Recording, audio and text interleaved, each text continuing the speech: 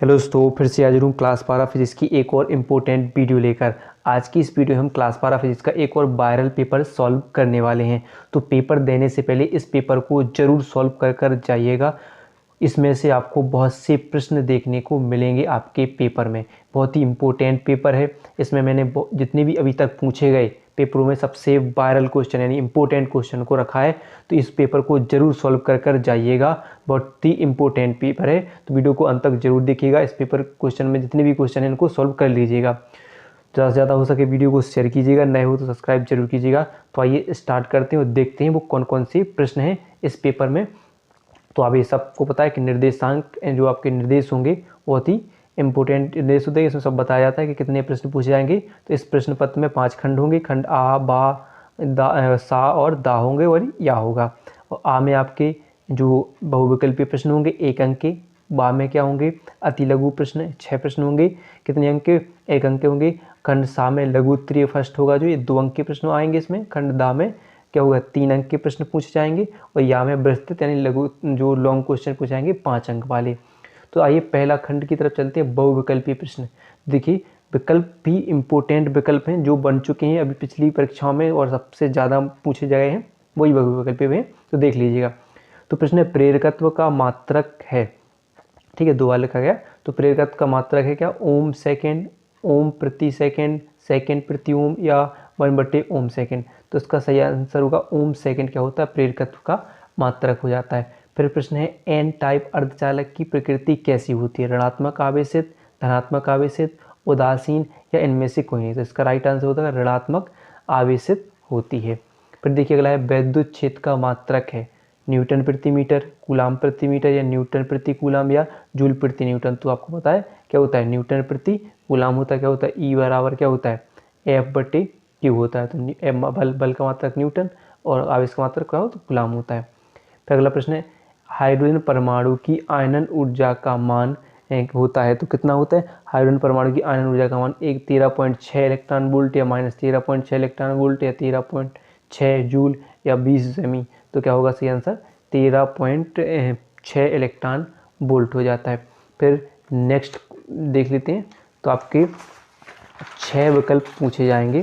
तो अगला देखिए, अगला कौन सा है कि यदि किसी अवतल दर्पण की फोकस दूरी 30 सेमी है तो 30 सेमी है तो वक्रता त्रिज्या होगी। तो वक्रता त्रिज्या कितनी होगी? ऑप्शन है 15 सेमी, 30 सेमी, 60 सेमी या 7.5 सेमी। तो आपने एक फॉर्मूला पढ़ा होगा कि F बराबर R/2 फोकस दूरी और वक्रता त्रिज्या में संबंध। लेकिन यहाँ पर पूछ रहे हैं क्या वक्रता त्रिज्या होगी, तो हम फोकस दूरी कितनी दे रहे हैं? 30 सेंटीमीटर। तो आप क्या लोगे कि 30 बराबर R/2 कैंची गुणा करोगे तो 30 दूनी कितने हो जाएंगे? 60।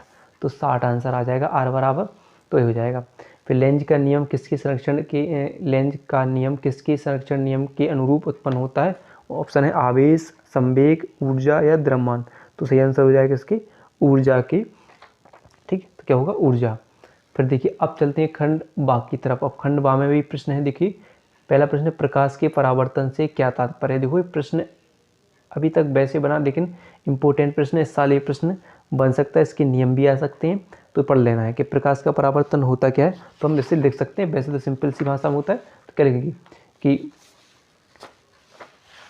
जब कोई किरण किसी चमकदार तल पर आपतित होकर पुनः उसी माध्यम में लौट जाती है तो प्रकाश की यह घटना क्या कहलाती है? परावर्तन कहलाती है। यानी बली कि जब कोई प्रकाश किरण किसी चमकदार यानी मान लेते कोई दर्पण है पर आपतित होती है तो दर्पण से टकराकर पुनः अपने माध्यम में वापस हो जाती है तो इस क्रिया को प्रकाश का परावर्तन कहते हैं। इसके 2 नियम हैं कि पहला क्या होता है कि आपतित किरण और एक परावर्तित किरण तथा आपतन बिंदु पर खींचा गया विलंब तीनों क्या होते हैं? एक ही तल में होते हैं। और आपतित किरण और परावर्तित किरण तथा आपतन क्या हुए? आपतन कोण और इसके बीच में यानी आपतित किरण और परावर्तित किरण के बीच बनने वाला आपतन कोण और परावर्तन कोण आपस में बराबर होते हैं। और आपतित किरण, परावर्तित किरण तथा आपतन बिंदु पर खींचा गया विलंब तीनों एक ही तल में होते हैं।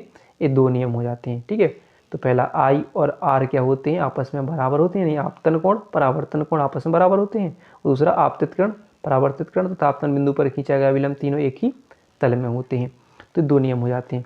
फिर देखिए अगला है कि एक परमाणु द्रव्यमान मात्रक की तुल्य ऊर्जा मिलियन मेगा इलेक्ट्रॉन वोल्ट में बताइए। तो क्या होती है? 1 MeV बराबर 231 MeV हो जाती है, यानी मेगा इलेक्ट्रॉन वोल्ट हो जाती है। फिर अगला प्रश्न इसमें है कि व्हीटस्टोन सेतु की संतुलन सिद्धांत की शर्त को लिखिए। तो व्हीटस्टोन सेतु की संतुलन शर्त क्या होती है? P/Q बराबर R/S। व्हीटस्टोन सेतु एक ऐसी युक्ति है जिसकी सहायता से अज्ञात प्रतिरोध की गणना की जा सकती है, तो ये आप उसमें लिख सकते हो। ठीक है, अगला देखते हैं। हुआ कि यदि प्रत्यावर्ती धारा का वर्ग माध्य मूल मान √2 एम्पियर हो तो धारा का शिखर मान होगा। तो ठीक है, तो कैसे निकालेंगे हम कि यदि प्रत्यावर्ती धारा का वर्ग माध्य मूल मान, यानी कितना दे रहे हैं कि वर्ग माध्य मूल मान क्या होता है, तो क्या ज्ञात करना है उसे कि धारा का शिखर मान। तो आप देख लेंगे धारा का शिखर मान बराबर क्या होता है? √2√I/RMS हो जाता है। ठीक है, तो क्या दे रहे हैं, कितना दे रहे हैं कि √2 क्या है? वर्ग माध्य मूल मान, यानी ये तो √2 है और I क्या है कि वर्ग माध्य मूल मान है, तो ये भी कितना दे रहे हैं? √2 दे रहे हैं। तो कितना हो जाएगा? √2 क्या हो जाएगा? 2। तो 2 एम्पियर निकल कर आ जाएगा, यानी क्या होता है कि धारा का शिखर मान बराबर √2I हो जाएगा I/RMS। I/RMS क्या होगा यहाँ पर कि वर्ग माध्य मूल क्या होगा भाई कि कितना दिया है कि √2 है, तो √2 आप लिख सकते हो। तो √2 का √2 में गुणा हो जाएगा, कितना आ जाएगा? 2 आ जाएगा। क्लियर है, तो ये आ जाएगा। फिर देखिए कला संबद्ध स्रोत, तो ऐसे स्रोत जिनके बीच कालांतर समय के साथ नियत रहता है क्या कहलाते हैं? कला संबद्ध स्रोत। लिख सकते हो आप कि ऐसे स्रोत जिनके बीच कालांतर समय के साथ नियत रहता है क्या कहलाते हैं? कला संबद्ध स्रोत कहलाते हैं। तो 2 कला संबद्ध स्रोतों से स्थायी व्यतिकरण प्राप्त किया जाता है, याद रहेगा। ठीक है, फिर देखिए अगला है प्रश्न कि आवेशों के मध्य लगने वाले बल वैद्युत बल की सहायता से वैद्युतशीलता का विमीय समीकरण निकालिए। तो कैसे निकालते हैं, देखिए समझते हैं। तो देखिए क्या करना है कि पहले हमें क्या निकालना है कि किसकी वैद्युत बल की सहायता से आवेशों के मध्य लगने वाले वैद्युत बल की व्यंजक क्या होता है? वैद्युत बल का व्यंजक क्या होता है? F बराबर 1/4πε0 इंटू क्या होता है? Q1 Q2/R² होता है। क्या होता है? Q1 Q2/R²। लेकिन हमें क्या निकालना? वैद्युतशीलता। तो यहाँ पर वैद्युतशीलता क्या होगी? ε0 होगी। तो हम क्या करें? ε0 को हम क्या करें? बाहर निकालें, और F कहाँ आ जाएगा? यहाँ पर आ जाएगा। हो जाएगा नहीं? ε0 बराबर क्या हो जाएगा? 1/4π इंटू Q1 Q2/F को हम यहाँ पर निकालते हैं R²।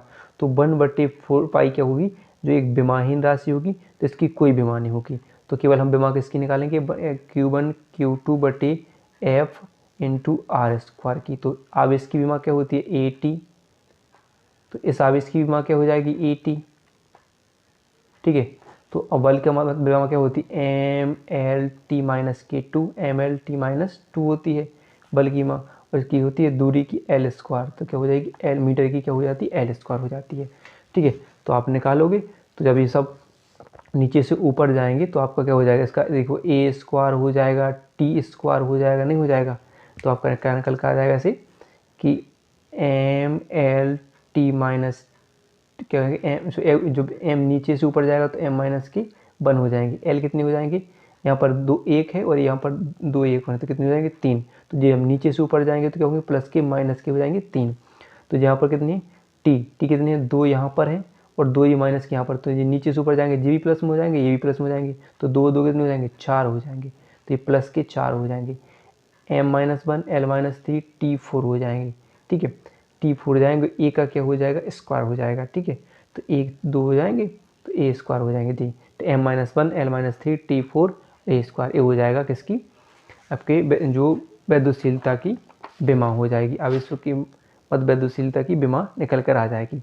तो याद रखना है, इसका मात्रक भी निकालने के लिए आ जाता है। ठीक है, तो अब देखिए अगला प्रश्न है, यहाँ से आपके प्रश्न होंगे 2 अंक वाले। जितने प्रश्न होंगे 2 अंक वाले होंगे। तो पूछा गया है कि वैद्युत द्विध्रुव की निरक्षीय स्थिति में वैद्युत क्षेत्र की तीव्रता का व्यंजक प्राप्त कीजिए। तो आइए हम इसको हल करते हैं और समझते हैं। वैसे तो ये प्रश्न 3 अंक में भी पूछा जा सकता है, लेकिन हमने यहाँ पर इसको 2 अंक में रखा है, लेकिन एक तैयारी भी हो जाएगी आपकी और आप इसको हल भी कर सकोगे। तो देखिए, तो क्या करेंगे? माना एक वैद्युत द्विध्रुव, मान लेते हैं एक वैद्युत द्विध्रुव। ठीक है, नाम दे देते हैं इसे, क्या है कि AB वैद्युत द्विध्रुव है।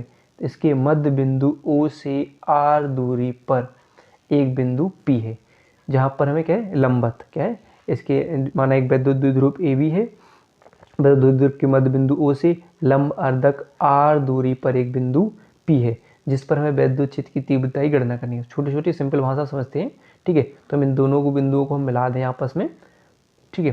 तो यहाँ से यहाँ तक की दूरी क्या हो जाएगी L, और यहाँ से यहाँ तक की दूरी कितनी है L है। दोनों आवेश दोनों की दूरी कितनी दूरी पर होता है विद्युत द्विध्रुव? टोटल 2L दूरी पर स्थित होता है। बिंदु A पर -Q आवेश तथा बिंदु B पर +Q आवेश है, ठीक है, याद रहेगा।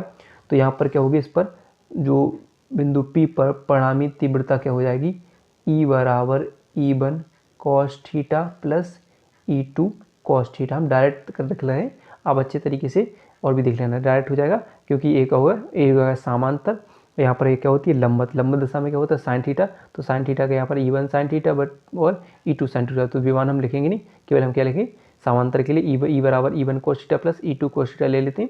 और यहाँ से यहाँ तक की दूरी की होती है √r² प्लस L² हो जाएगी। आपने पढ़ा होगा कि पाइथागोरस प्रमेय से इसको हल करते हैं, यानी एक त्रिभुज ले लेते हैं, हम में से PEBO ले लेते हैं, ये लंब है, ये आधार हो जाएगा।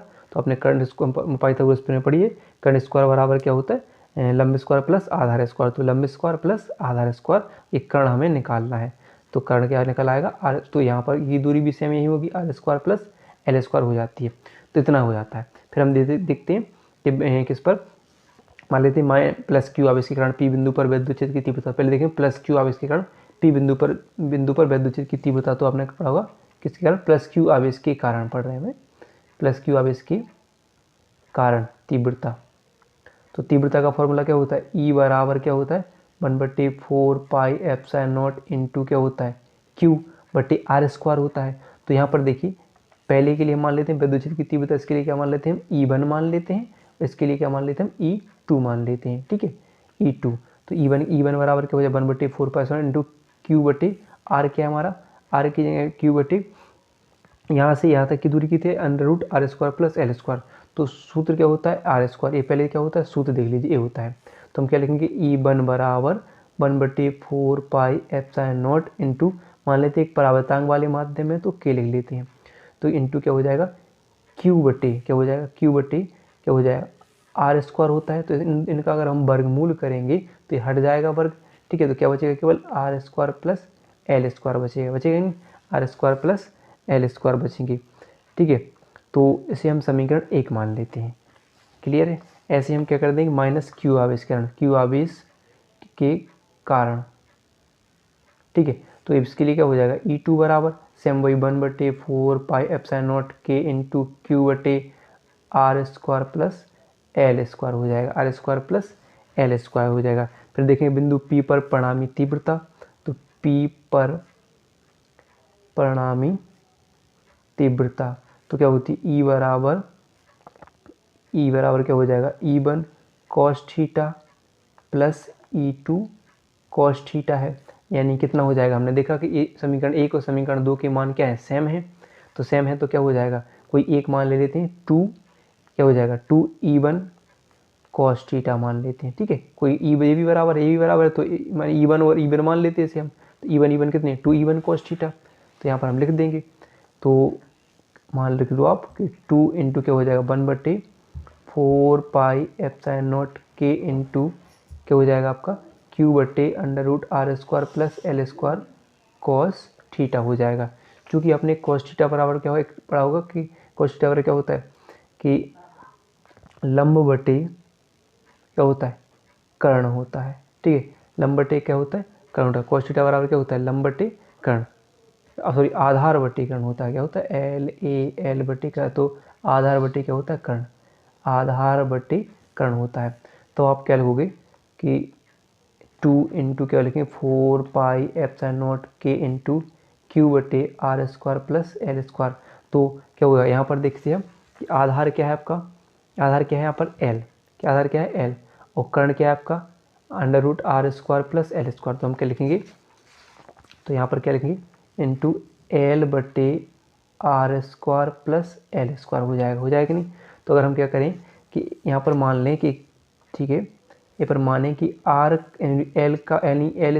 का मान नगण्य है R² की अपेक्षा, यानी आप मान लेते हैं कि नगण्य यानी आर एल का मान छोटा है किससे, आर से। तो यहाँ पर एल के मान को हम हटा देंगे तो हमारा निकल करके आ जाएगा ई बराबर 1/4 पाई एप्सिलॉन नॉट के इंटू, इस 2 को इसके पास रख दिए हम, 2q/r² प्लस एल हट जाएगा, एल हट जाएगा, यहाँ से भी एल हट जाएगा, इसका वर्गमूल होगा।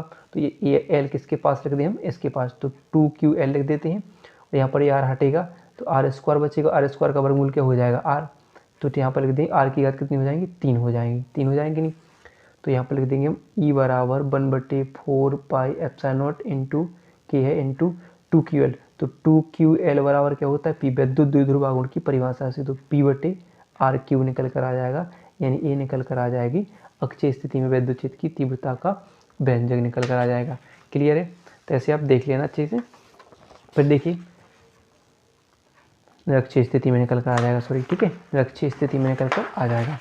फिर अगला क्वेश्चन है जो कि है, एक वस्तु का प्रतिबिंब वस्तु से 40 सेमी दूरी पर बनता है जबकि एक लेंस को इनके ठीक बीच में रखा गया है, तब लेंस की क्षमता ज्ञात कीजिए। देख लेते हैं तो कैसे होगा, देख सकते हैं क्या बात करें, एक वस्तु का प्रतिबिंब वस्तु से 40 सेमी दूरी पर बनता है जबकि लेंस को इसके ठीक बीच में रखा गया है।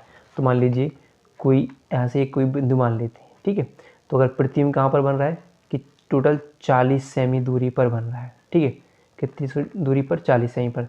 तो अगर हम क्या करें, इस लेंस को, कोई लेंस को इसके बीच में रख दें तो क्या हो जाएगा, ठीक बीच में तक, तो लेंस की क्षमता ज्ञात की, तो 20 सेमी यहाँ से, यानी वस्तु से यहाँ तक की दूरी 20 सेमी, और यहाँ से यहाँ तक वृत्तियों की बनने की दूरी भी कितनी हुई, 20, यानी आधी आधी दूरी हो जाएगी। यानी आपका जो u है, वस्तु की दूरी है, वो भी 20 सेमी बचेगी, और v भी कितना बचेगा, 20 सेमी, क्योंकि लेंस बीच में आ गया है। तो 20 सेमी 20 सेमी हो जाएगा, ठीक है। तो हमें क्या निकालना है, तो उस लेंस की क्षमता यानी p हमें ज्ञात करना है। तो हमने सूत्र पर क्या पढ़ा है, p बराबर क्या होता है, 1/f होता है। तो f हमें यहाँ पर दे नहीं रहे, तो हमें क्या दे रहे हैं, u और v दे रहे हैं। तो हमने लेंस का सूत्र पढ़ा है 1/v माइनस 1/u बराबर 1/f होता है कि नहीं। तो हम क्या करें कि यहाँ पर v दे रहे हैं, u दे रहे हैं, लेकिन आप ये हमेशा एक बात देखना कि हमेशा u क्या होता है, वस्तु की दूरी हमेशा माइनस में होती है, चाहे वो कुछ भी हो। तो यहाँ पर 1/v की 20 है, माइनस 1/20, तो ये माइनस के माइनस माइनस क्या हो जाएंगे, प्लस, यहाँ पर 1/f हो जाएंगे, ठीक है। तो याद रहेगा, तो यहाँ पर क्या हो जाएगा, प्लस का हो जाएगा, तो यहाँ पर हो जाएंगे 20 एलसीएम आ जाएगा, तो एक और एक कितने हो जाएंगे, 2, ठीक है। यहाँ पर बचेगा 1/f, तो यहाँ पर 2 एकम 2, 2 दाम 20 हो जाएंगे, यानी कैंची गुणा करेंगे तो f बराबर 10 सेंटीमीटर आ जाएगा, यानी 10 सेमी आ जाएगा। तो हमें क्या निकालनी है, क्षमता। तो p बराबर क्या हो जाएगा, 1/f, तो 1/ कितना आ जाएगा, f कितना आ जाएगा आपका 10 है, ठीक है, 10 है। तो आप क्या करोगे, इसमें आप चाहे भाग दे लो, ठीक है, 10 का इसमें क्या दोगे, आप भाग दोगे, या आप कैसे होते हैं, लेंस की क्षमता किस में नापनी होगी, मीटर में होगी, ठीक है, क्योंकि फोकस दूरी को मीटर में। तो अगर आप चाहो तो 1 का इसमें भाग दे लोगे 10 का, तो 0.1 मीटर कुछ निकल कर आ जाएगा। तो ये आपका आंसर हो जाएगा, ठीक है। कितना आ जाएगा, 0.10 का भाग दोगे तो 0.1 मीटर, या ऐसे कह सकते हैं कि सॉरी डायोप्टर, क्षमता का मात्रा क्या होता है, डायोप्टर निकल कर आ जाएगा। क्लियर है। तो आप चाहे पहले आप इसको मीटर बना कर लेते, या फिर ऐसे निकल कर आ जाता है, ठीक है। तो ये आंसर आपका आ जाएगा 0.1 डायोप्टर हो जाएगा। आते तो यहाँ पर पहले क्या करते कि p बराबर 1/, जो f है इसको क्या करते, हमने क्या निकाला है, 10 निकाला है, ठीक है। यहाँ पर जो 10 निकला है इसको हम क्या करें, सेंटीमीटर से हम मीटर बनाए, तो 10 में क्या करें, हम 100 से भाग देने, तो कितना आ जाएगा, 0.1 आ जाता। तो हम क्या लिख देते, p बराबर 1/0.1 लिखती, तो पॉइंट आ जाती, ऊपर आ जाती क्या, 10। तो कितना, p बराबर 10 डायोप्टर भी आ जाता, ठीक है, 10 डायोप्टर आ जाती। हमें सेंटीमीटर में रख कर किया और इसको मीटर में रख कर किया, ठीक है, याद रहेगा। चलिए देखते हैं अगला है क्या, सेल के विद्युत वाहक बल तथा विभवांतर में अंतर लिखिए।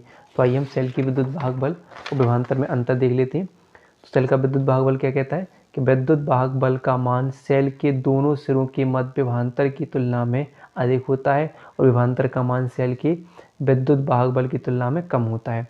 खुले परिपथ में सेल के सिरों के मध्य विभव का अंतर ही सेल का विद्युत वाहक बल कहलाता है, और बंद परिपथ में सेल के सिरों के मध्य विभव का अंतर ही सेल का टर्मिनल विभवांतर कहलाता है। फिर अगला देखिए, विद्युत वाहक बल किसी सेल में आवेशों के गमन के लिए कारक को व्यक्त करता है, और विभवांतर शब्द विद्युत परिपथ के किन्हीं दो बिंदुओं के मध्य मापन के लिए प्रयुक्त किया जाता है। ये याद रखना है आपके लिए, ठीक है। फिर अगला प्रश्न है, देखिए अगला प्रश्न भी इम्पोर्टेंट है कि कांच के एक प्रिज्म कोण 60 अंश तथा अल्पतम विचलन कोण 39 अंश है, कांच का अपवर्तनांक क्या होगा। तो आइए हम देखते हैं, और इसको मान दिया भी है इसके लिए। तो देखिए आपने एक फॉर्मूला पढ़ा होगा, n बराबर साइन ए प्लस डेल्टा एम बटे 2 साइन ए बटे 2 पढ़ा होगा। तो इसलिए दे रहे हैं कि यहाँ पर प्रिज्म कोण कितना है 60 अंश, यानी ए कितना दे रहे हैं आपका 60 अंश, और जो डेल्टा एम है कितना दे रहे हैं 39 अंश। देखिए कि विचलन कोण कितना है 39 अंश, और आपको अपवर्तनांक ज्ञात करना है, यानी एन ज्ञात करना है, ठीक है। तो हम इस फॉर्मूले में रख दें, तो एन बराबर क्या हो जाएगा, साइन ए कितना है आपका 60 अंश और डेल्टा कितना है 39 अंश बटे 2, और यहाँ पर कितना हो जाएगा साइन कितना हो जाएगा ए बटे 2 हो जाएगा, ठीक है। तो इतना हो जाएगा। फिर आप क्या करोगे, इनको जोड़ लोगे, ठीक है। तो कितना हो जाएगा आपका कि जो 60 और कितने हो जाएंगे 39 कितने हो जाएंगे आपके हो जाएंगे, ठीक है। तो 99/2 हो जाएंगे, ठीक है। तो 99/2 होंगे, तो आप क्या करोगे, इसमें इसका भाग दे लोगे। तो आप देखते हैं 99 अगर हमें इसका हम भाग देते हैं 2 से, तो 2 चौका कितने होंगे 8 होंगे, कितना बचेगा 1 बचेगा। फिर हम पॉइंट 9 अंक लेंगे 9 का, तो कितने हुए, तो आपके 2 नाम 18 हो जाएंगे, कितना बचेगा फिर 1 बचेगा, पॉइंट लगाएंगे 0 बढ़ाएंगे 2 पंचे 10, यानी 49 पॉइंट कितना आ जाएगा आपका 5 आ जाएगा। देखो यहाँ पर दिया है 49.5, 49.5 अंश का मान कितना है कि 0.76 है, ठीक है। तो यहाँ पर आपका कितना आ जाएगा कि n बराबर कितना निकला आपका कि 49.5, और यहाँ पर कितना है ए 60 है, तो कितना निकल कर आ जाएगा 30, तो यहाँ पर 30 अंश निकल कर आ जाएगा, यानी ए आ गया आपका साइन 49.5 अंश, ए साइन 30 अंश निकल कर आ जाएगा। तो 49 पॉइंट का मान हमने बताया कि 0.76 रखना है, और साइन 30 अंश का मान होता है 1/2 होता है, कितना होता है 1/2 होता है। तो इस 2 का किस में गुणा होना है 0.76 में, तो आपका 0.76 में 2 का गुणा होगा, तो आपका कुछ 1.52 निकल कर आ जाएगा। क्लियर है, ये निकल कर आ जाएगा। अब चलिए यहाँ से होंगे आपके 3 अंक वाले प्रश्न स्टार्ट। तो 3 अंक में क्या होगा, रदरफोर्ड का परमाणु मॉडल क्या है, इम्पोर्टेंट है। वोल्टता तथा धारा संबंधी किरचॉफ के दोनों नियम, यानी जो धारा और वोल्टता यानी प्रथम नियम और द्वितीय नियम दोनों नियम करना है, वेरी इंपॉर्टेंट है। 6 तारीख को आपको ये पेपर में जरूर मिलेंगे दोनों नियम। फिर देखिए एक न्यूमेरिकल लगाना है आपको, एक लिया है कि लंबे सी तार में दक्षिण से उत्तर दिशा में, तो उसको कर लेना है। और समांतर संधारित्र की धारिता के लिए व्यंजक निकालना है, यानी C बराबर ε0A/d आपको निकालना है। समांतर संधारित्र की धारिता के लिए व्यंजक का निर्धारण करना है। संभारक तथा समस्थानिक वेरी इंपॉर्टेंट प्रश्न है, इनको भी तैयार कर लेना है। फिर एक न्यूमेरिकल है, फिर इस दर्पण वाले न्यूमेरिकल यानी परस्पर संपर्क में रखे संयुक्त लेंस की फोकस दूरी के लिए है, ठीक है। तो इसको भी याद करना है। प्रतिबाधा का व्यंजक हमने पिछले पेपर में भी दिया था, इस बार भी दिया है, इसमें इसको जरूर करना है क्योंकि पेपर में आने वाला है इस साल। तो क्या है, z बराबर आपने पढ़ा होगा कि √r² plus XL minus XC का होल स्क्वायर, इसको करना है प्रतिबाधा का व्यंजक। फिर देखिए अगला प्रश्न है, विद्युत फ्लक्स। 3 नंबर में विद्युत फ्लक्स भी इस साल आने वाला है। विद्युत फ्लक्स से क्या तात्पर्य है, इसे आवश्यक सूत्र देते हुए समझाइए। फिर प्रश्न है, ठोसों में ऊर्जा बेंट आरेख द्वारा जो चालक, अर्धचालक तथा एवं कुचालक में अंतर समझाने के लिए आएगा। या फिर प्रश्न पूछा है कि वैद्युत चुम्बकीय प्रेरण संबंधी फैराडे के दोनों नियम। इसमें एक अगर आप छोटे प्रश्न यानी लघु अति लघु में पढ़ोगे तो लेंज का नियम इंपॉर्टेंट होता है, उसमें भी आ सकता है। तो फैराडे के नियम जरूर तैयार करना है। फिर एक न्यूमेरिकल है, इसको देख लेना है कि जो आपके क्या आ जाएगा, व्यतिकरण को परिभाषित कीजिए, और व्यतिकरण से ही आपका एक प्रश्न आ जाएगा जिसकी दीप्त अदीप्त फ्रिंज की दूरी के लिए व्यंजक, एक व्यंजक दीप्त अदीप्त फ्रिंज की दूरी के लिए व्यंजक आपको याद कर लेना है। प्रत्यावर्ती धारा जनित की कार्यप्रणाली को नामांकन द्वारा समझाना है कि प्रत्यावर्ती धारा जनित का सिद्धांत संरचना, ठीक है। फिर लेंस मेकर का सूत्र यानी 1/f बराबर n-1 1/r1 -1/r2 का निर्धारण करने के लिए पेपर में आ सकता है, तो तैयार करना है। फिर हाइगेंस की द्वितीयक तरंग सिद्धांत की व्याख्या करने के लिए, उसके आधार पर परावर्तन और अपवर्तन की व्याख्या करने के लिए भी आ सकता है। फिर अगला है चुंबकीय क्षेत्र से क्या तात्पर्य है, इसे लंबी सीधी धारावाही तार की, तो ये भी प्रश्न एक न्यूमेरिकल, तो न्यूमेरिकल जरूर बनेंगे 3-4, तो न्यूमेरिकल जरूर देख लेने हैं। फिर देखिए अगला प्रश्न जो बनेगा आपका कि रदरफोर्ड के परमाणु मॉडल की व्याख्या कीजिए तथा इसकी कमियों का भी उल्लेख कीजिए। व्याख्यात्मक प्रश्न जरूर आएंगे 1-2। फिर किसी अवतल गोलीय पृष्ठ से अपवर्तन के सूत्र का निगमन करना है, अवतल गोलीय पृष्ठ अपवर्तन का सूत्र का निगमन। और फिर क्या करना है, चुंबकीय पदार्थों के विभिन्न प्रकारों का वर्णन करने के लिए आएगा, अनुचुंबकीय, प्रतिचुंबकीय, लोहे चुंबकीय, ये आ जाएंगे। और फिर आपको पता है यहाँ पर कुछ भौतिक नियतांक भी आपको लास्ट में दिए होंगे। तो इतना आपको कर लेना है। वीडियो पसंद आई हो तो वीडियो को लाइक और चैनल को सब्सक्राइब करना ना भूलिएगा।